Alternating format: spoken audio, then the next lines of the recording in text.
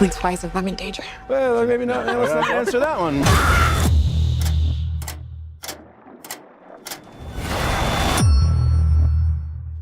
I have said it before, and I will say it again. In the age where prequels, sequels, reboots, and adaptations dominate the box office, it is refreshing to see a movie that isn't based on any pre-existing IPs. This movie is simply excellent, well-paced, using artful cinematic technique to support the story at hand. The script is thought out, every detail meticulously planted in a purposeful manner, from the scar on her temple to the red lip gloss left over in the bathroom. The dialogue feels natural, which I guess is a basic thing to ask of a screenplay, but considering how many films are coming out these days that sound like it's been written by an AI or 5-year-old, it just makes quality ones stand out more.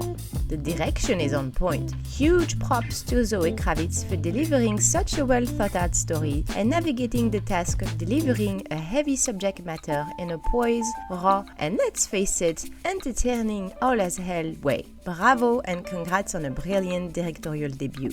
The movie definitely has a social message, but doesn't bash you over the head with it.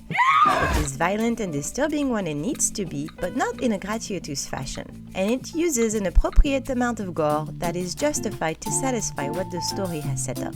The movie builds up to reveal what is really happening on this island at an appropriate pace that is not rushed, but also does not drag on forever. Looking at you, don't worry, darling. Side note, I don't have a problem with a story taking its time like Don't Worry Darling did, but it is part of a filmmaker's job to understand the medium they are working in. A 90 minutes to 2-hour movie is gonna have to be approached differently than, let's say, a miniseries. Pacing is key. Don't Worry Darling should have been a series if they wanted to take their time as much as they did setting up the stage, while still having that much story to deal with on the back end. Blink Twice succeeded where Don't Worry Darling failed, at pacing its story within the medium of a feature-length film. On the more technical side of things, the cinematography is choreographed to a T. Every shot framed with a purpose, every long take planned and executed like a symphony with movement guiding your viewing experience, and using subtle focus pull in the first act to match the subtext in any given moment.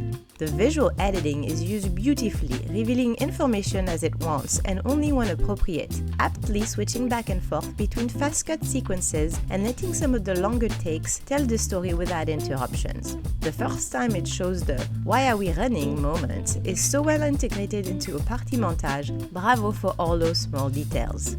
The sound work deserves to win all the awards. The editing gives you hints as to what's to come, adding a rhythm and creating an atmosphere in conjunction with the score that is both eerie and foreshadowing. The costumes, makeup, and set design also all support the story in a seamless and discreet way. And I also want to say bravo to the casting director. This is a neat call sheet, packed with recognizable names that have earned their recognition through years or even decades of talented performance. Everyone is on point in this movie, and I love the diversity of characters. Thank you for showcasing a healthy evolution of the relation between Frida and Sarah. Female characters are too often pinned against each other to create conflict, to a point where it sometimes bleeds out into social standard in an unhealthy way.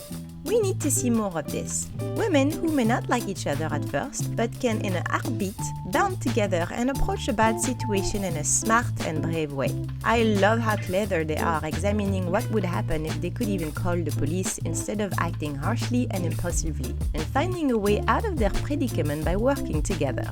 We have seen more and more female leads being mistreated in movies, only to eventually rise, fight back, and get retribution. But it's usually just the one character. Having all of them bound together to outsmart the bad guys was very refreshing to see. I am aware I am only saying nice things about this movie, which is weird for me, so if I must nitpick, I would say I could have used slightly more backstory on Channing Tatum's character, and some of the details about his family, his sister and abusive father could have been integrated in a somewhat more organic manner. But I'm reaching here. I do have a few questions I don't think were answered, like, what did Slater do that he had to apologize for? Was it a sex thing? What exactly happened to him as a child? It was a sex thing, wasn't it? Did he partake in the not-so-good times on the island? That's definitely a sex thing. But we never actually see him joining in the memory flashbacks, unlike his friend.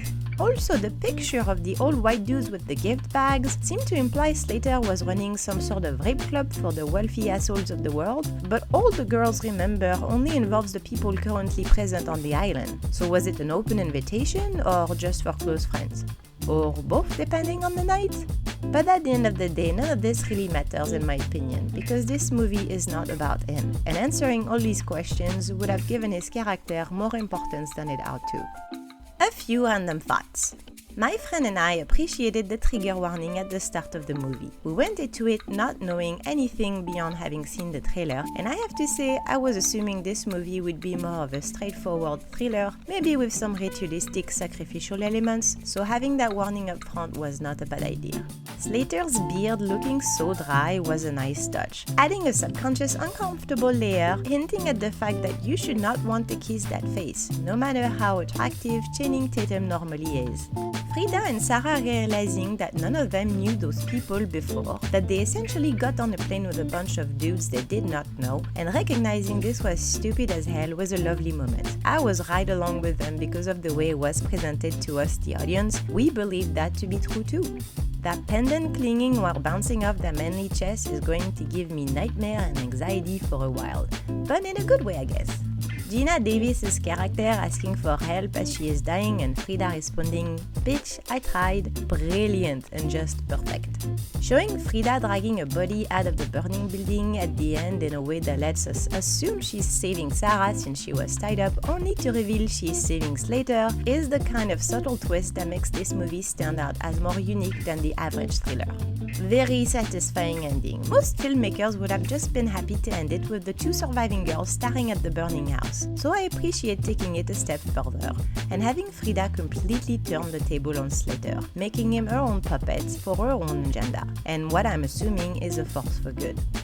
In conclusion, this movie is probably not gonna be nominated for many Academy Awards, but it absolutely rivals most movies that have been nominated in recent years in terms of technical and artistic qualities. I would say stay away from it if a little gore and or sexual abuse are triggering for you, but otherwise it is very worth a watch.